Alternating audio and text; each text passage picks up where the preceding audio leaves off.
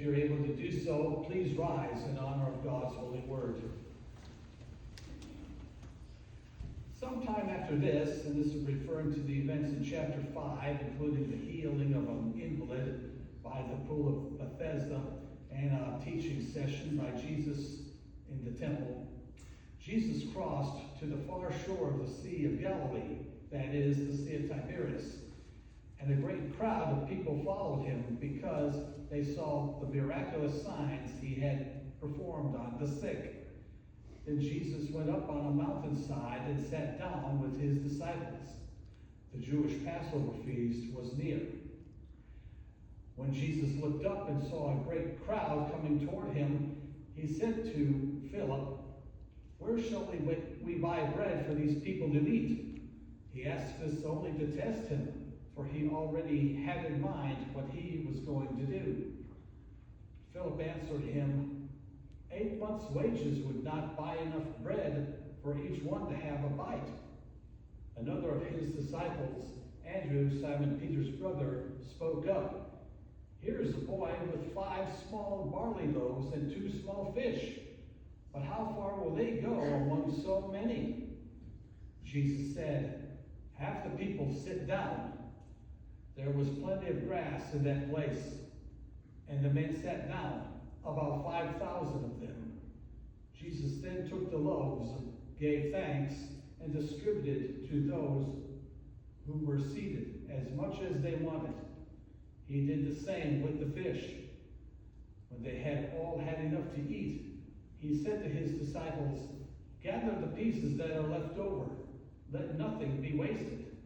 So they gathered them and filled 12 baskets with the pieces of the 5 barley loaves left over by those who had eaten. And this is God's miraculous and tasty word for his people. You may be seated.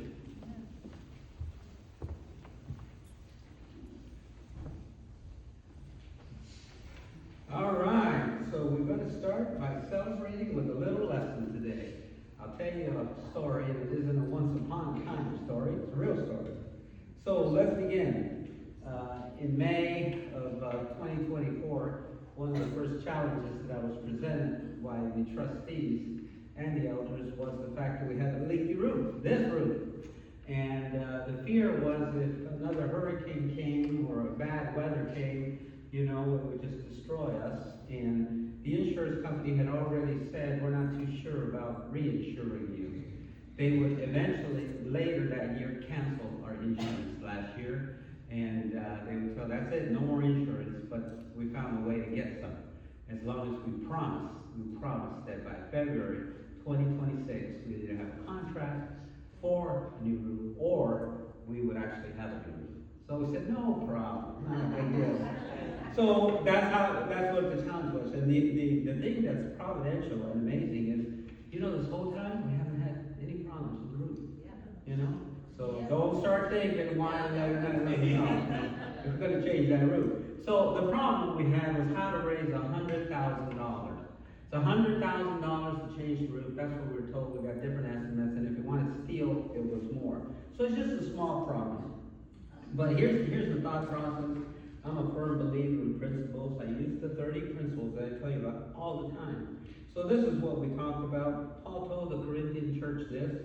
In 2 Corinthians 8, he says, "Here's my judgment about what is best for you in this manner." This is talking about giving. They had promised to give.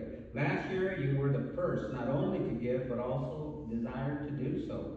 Now finish the work so that your eager willingness to do it may be matched by your completion of it according to your means. First, if there is a willingness, the willingness is there, the gift is acceptable according to what one has, not according to what one does not have." So the principle is this. People are constantly worried about, we don't have, and they forget by what they do have. And all God wants from you is what you have, not what you don't have. That gives me a lot of peace. There's a lot of people say, "I can't do this, I can't do that, I can't do this." What can you do? So with that concept behind, we talked to the elders, and we had a meeting in May with the elders and the trustees, and we said, "Hey, nobody chipped in the $100,000 when we mentioned it last last week. I think we got 25 bucks, but it's a start. So why don't we take what we have, and that's this beautiful parsonage that we're using for an office and a storage place. We've got 30 years worth of files. Why don't we just sell it? And they said, well, we thought about this and that. Okay, go ahead and try. I said, okay, we're going to try. That's what we're going to do. Because if we can sell that, we got a building that's fully paid for. I don't know if you know it, but as far as debt goes, we have no debt on anything here. You know that, right? We're financially strong. I know when I took the job at the market, we're struggling. We're barely getting by. And I looked at the asset, which is a balance sheet asset. No, this church is strong. People in the past have done a good job. That's all there is to it, you know. So asset-wise, we're strong. So I agreed, and I said, okay, let's take charge. And here's something that I believe, this other principle, is, you know, the people in the Tower of Babel story, in the book of Genesis, they all agreed and said, look, here's what we're going to do. We're not going to spread. We're not going to multiply. God said scatter. We're not going to do it. We're all going to stay together. We're going to build a big tower that takes us to heaven. We're going to show God what we think. Well, God showed them what they thought. He thought, and he didn't like it. So he confused, and that was the beginning of other languages. He divided them by creating other languages. But there's a section in here of what God says when he sees these people together. He says this in verse 6, the Lord said, if as one people speaking the same language they have begun to do this, then nothing they plan to do will be impossible for them. When you get people together and you make a plan and you say, here's what we're going to do, and this was an evil plan, but God recognizes the capability of man, of woman, and that is you get your mind set on something, you can do it. Nothing's impossible. You look at that, you know, Jeff Bezos and Amazon. Hey, one day I'm going to get anything that people want anywhere and delivered and forget the post office. Oh, you're crazy. Now the richest man on the earth, right? Because you get this idea, and when you get these ideas, nothing's impossible if you work together and you plan. Because with God, nothing's impossible. God said it, not me. So what we did, we told the church we're going to try to resolve the problem. This is what we announced. We said, coming soon, Operation Replace Our Roof campaign. So we said, more to come. Notice the bottom. All donations would truly be appreciated. I should have made that bigger. That's where I messed up at, you know. But anyway, we told the church that's what we're going to do. On July 9th, the church was told we had a plan. The plan was to sell that parsonage. You know, we said we're starting to investigate, starting to do the paperwork to see if we could in fact sell it. And what you need to know is the fact that the whole property was zoned residential. And that was a good thing. But it was zoned as one piece. So you can't sell it unless you sold the one piece. So we had to make it more than one piece. So we told everybody about it, and a lot of you started to pray. People, they would tell me, they said, Marco, we've been praying, did it sell? I think it sold. Marco, did it sell? No, it didn't sell. Marco, did it sell? Yeah, I think it sold. No, it didn't sell. It's been a long drama, right? But people kept saying, I'm still praying. Specific people keep mentioning it, so I know. So what we decided to do is we needed a team to help us accomplish the goal. And I got to give credit where credit is due. First, we needed somebody. I went and met with the city and says, yeah, you might be able to do it, not sure, but first you got to start with telling us exactly what you've got to do. And I said, okay. They said, give us the description of what you want to chop and the description of what it's going to be like when it's chopped in two or whatever. And it just tells them then have a blueprint, make it actual, that goes to size and all that good stuff. And they said, no problem. I said, that's a problem. And they said, just go find yourself an architect. Just go find yourself a company that does it. So I called several companies and they said, yeah, we can do it. We'll probably get to it in 6 to 9 months. So that's when I started drinking my diet soda. 6 to 9 months. And they said, yeah, you're looking at 3, 6, 8 grand. Good grief. I'm not here to put money out. I'm here to get money, So we called Terry. I said, Terry, you're a brilliant woman. You know Terry Fauché. Everybody knows Terry, right? I said, Terry, can you help us? Oh, yes, I can. She says, I can do that. And I said, oh, Terry, and she did it. So we chopped it into 3, and then we chopped it into 2, just in case. She says, in case you get ambitious and want to sell 2. I said, no, Terry, let's just get 3. I said, no, we want to chop it into the house and some acreage around it, a little bit, and the rest is the church. So she got it done. So on July 16th, we told you guys it's done. Terry has drawn the plans. No 6 to 9 months. She got it done. And best of all, free of charge. Amen. So I took the plans to the city and I met with the director of planning and zoning. And this fellow's name is Dan. And because I met with his helpers and they said, maybe. I said, how do I get rid of the thing? Well, we're going to have a meeting in 3 months and we're going to do this and then we'll tell you. I said, oh, here we go again. You know, I said, who's in charge? They said, Dan Miller. I said, can I just talk to the guy?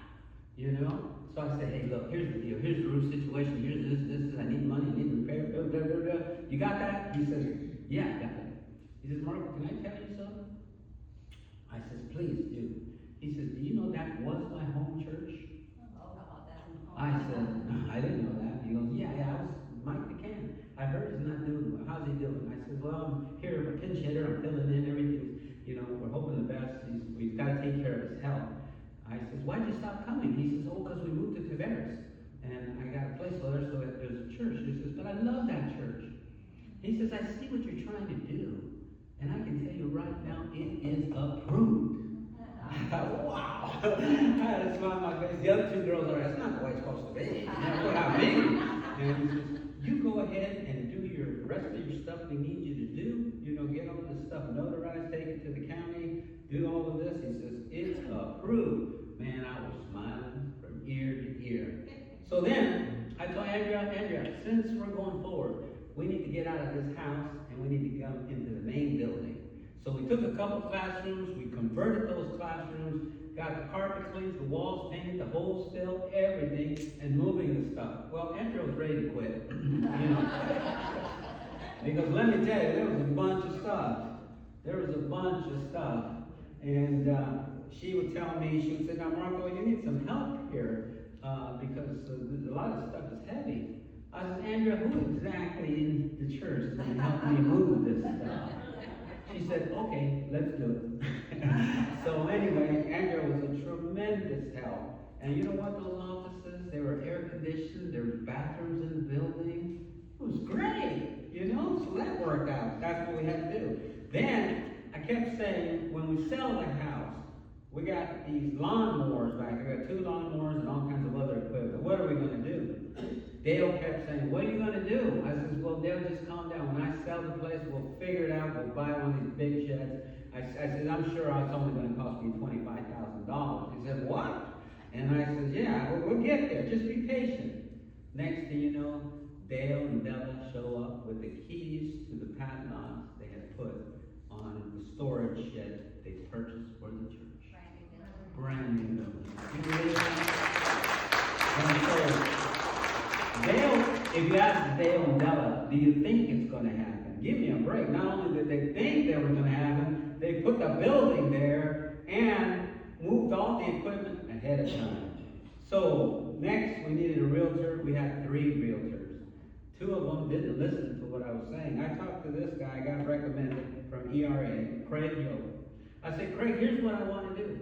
He looked at the place, he says, you know, it's going to be hard to sell this place because it was built in 1963. I said, oh, tell me about it. He says, you probably need somebody with just cash. I said, yep. I want you to find me a cash buyer. That's what I want. He said, you're not going to get discouraged, are you? I said, give me a break. I said, no. He says, it's going to be hard to find. I said, just do what I'm asking you, Craig. You know what? The other realtors would tell me, somebody's coming at 3 o'clock tomorrow, can you be there? We're busy. We can't, somebody's very interested, but we can't show it to them for a week. So, somebody's coming, but they want to come on Saturday. And so the realtors, they weren't realty. Craig had so many people the first 2 weeks, at least 15 people, called me 0 times. And I says, Craig, I noticed you got a lot of traffic over there. He says, I do, but you know what? I'm not going to bother you until I have a contract. I'm not going to waste your time. I says, man, I can't believe this is like I want to happen. You know, great guy. And he got the job done. He says, Marco, cash buyer. They want to close as soon as possible. I says, well, do they got to inspect it? Yeah, they're going to inspect it, but this guy, he don't care. I said, he's not going to give me that you need a new roof, you need a new air conditioner, you need new carpet, you know, you need to get the rotten wood fixed, you need the, yeah. Nope. because then I didn't want to get the last minute, sorry, changed my mind, right? So he got it done. And this lady was a big help. She helped us to the previous ones that failed. She also said, you know, this is never going to get done unless you get a cash buyer. This time I met with Julie, and she helped me get the deed, because there's no deed, because it was a new piece of property supposedly. She helped me get the survey done. So we put the tab on all of that and all these past people. So they did pay. But Julie said to me, Marco, I'm calling you because I'm concerned about you. I said, what are you concerned about? She said, you know it's going to take a cash buyer. I said, oh man, I've heard this record so many times. I know it, Julie. She said, I just want to tell you. I said, but you got all the paperwork done in advance. You got the deed, you got the survey, you got this. She goes, yes, I do. This time Julie called me. She says, Marco, I know this guy. It is done. He is powerful. He's got wealth. And when he says he's doing it, she says, so I want to congratulate you. I said, don't congratulate me yet. Give me the check. Then congratulate me. You know, she says, I'm telling you ahead of time. So I told the elders, I said, hey, here's what we got on the table. I said, so this is the opportunity. We can do it. They all said, let's go. They were all in agreement. You know, I've never had one single problem with them not believing. So it's been a great thing. A lot of times leadership can be hard to convince. Well, there's no convincing. Everybody was on board. So the trustees this past Wednesday, they signed and finalized the deals because they're the trustees. So we have Gary over there who was still on as a trustee when we first signed up, so he came and did that. Then we got Dale and Jim, they showed up. And Kent showed up via UPS truck. So poor Kent, he wasn't feeling well, he's way over there. I don't know where he was, Alaska or something, where he lives. It's cold, that's all I know. I had to go get this thing signed, notarized, and shipped out. But the UPS truck showed up right on time with the signature in hand. So Kent, thank you so much for doing that. I know he was thrilled with joy to be doing all this paperwork, but it's over with, Kent. Then Andrea showed up to the closing. She says, give me the check. I want the money. And Gary almost got shot. Because Gary said, if you don't mind, Andrea, I'll deposit it for you. And Andrea said, and so I said, Gary, no, let Andrea do it. You know? So look at that smile on her face. Man, she was there. She says, I'm in charge. Give me that check. So she got the check. And we closed on the deal. Money's in the bank. Isn't that wonderful? Isn't that wonderful? And not only that, but we have, for the past year, we've been negotiating with different roofing companies. And I really wanted to use this roofing. But they increased their price, so now it's $125. But I have another fellow from Independence Roofing who said, no, it really should be $78,000. Wow. And I said, I'm really giving you a chance, but you've only been in business for 1 year. So I said, Andrea, go sick 'em. Go call Eustace Roofing. And Andrea called Eustace Roofing. I said, tell them what we got. Give them a copy of it. Within 24 hours, Eustace says, we'll match that price and give you a longer guarantee. So now we're getting a new roof for $78,000. So the end result is house sold, right? Oh, I took out a slide. But, I know. So, but I got to give you an exhortation here. You know, I can't let you get off too easy, because then you won't know what to do. And so it is the scripture that Jeff read in regards to the breaking of the bread. Jesus says, how are we going to feed these 5,000 people? You know, how is it going to be supplied? So many people, that's a lot of people to feed, right? A ton of people. We had a funeral recently, and all the work that was put to Lee McIntosh's thing, and it worked out great. But everybody helped. Everybody bought stuff. But nobody was bringing stuff to this one. You know? And so Jesus says, how are we going to feed these people? And then Andrew, he says, here's a boy with 5 small barley loaves and 2 small fish. But how far will they go among so many? That's the question that Andrew asked. How can it? Then you give it to Jesus, and what does he do? He multiplies it. He makes the impossible possible. And I believe with all my heart in these teachings that they're so tremendous that with God's help, He can take what you got, and even do you think you might not have a lot, he makes it more than enough. And that's what he did with the house. You know, and it's just wonderful. Let me tell you, we're blessed that people in the past purchased things, planned things, and paid for things. It did not happen by accident. It happened because other people prayed and cared and prepared. And it's our job to continue to care, prepare, and plan. So we're blessed. That's all there is to it. We are blessed, and God is the one that allowed this to happen. There's our picture. Household. Praise God. That's the cake you're going to be eating later today. Well, anyway, I'm excited. I'm glad. And now don't be complaining if, you know, you see people banging on that roof for 2 to 3 weeks. Yeah. It's a tough roof. Let me tell you. Everybody made that clear because of the pitch, right? Just smile every time you see them up there. Just bang away. And I might tell them to do it on Sunday too, just to annoy them. Just to remember the blessings, you know. I said, I'll pay extra if you come on Sunday. No, I'm not going to do that. I'm not going to do that. But there will be some inconveniences, so just bear with us. It's not going to interfere with our Sunday worship. And that's all I got. So with that, I want to give you an opportunity, though, to say there might be somebody that needs some prayers, some encouragement, some uplifting, you know, something we can help you with. Or you might also have an additional praise report. But let's sing the song of encouragement as we all stand and take it from here.